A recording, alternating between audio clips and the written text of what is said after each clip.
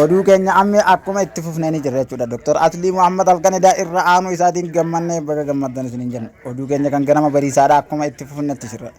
Oduu keenya kanaanis geemiin Alqanadaa taphatame irratti akkaan kan Oromoo gammachiisa ta'u Doktor Aslii Muhammad jedhamuun namni beekamu kun oduuwwan adda addaatiin kan ammaan irratti beekame tiktookarra kaampaanii tiktookii irraa badhaasa fudhachuu isaa baay'ee nu gammachiisa. Akkasuma namoota bakka jirtan maratti akkuma viidiyoon kiyya kun isin ga'uun laayik sheer sabiskiraayib godhaan isaa harkaanis gahan isin jenna. Namoonni Oromoodhaan martinuu kanneen isaas jaalatan akkuma isin hin geenye sheerii godhuudhaan isin beeksisa. Garuutu immoo halkan edaa geemii taphatame kun geemii seena qabeessa ta'uu isaa beeksisan. Geemii kana irratti namoonni hedduun kan giftaara erganii turanis hedduunis ni jiran. Isaan keessaayis kanneen akka Mubaarak Musammaatii fi akkasumas kanneen hedduun isaan keessatti beekaman geemii kana irratti hirmaatanii turan.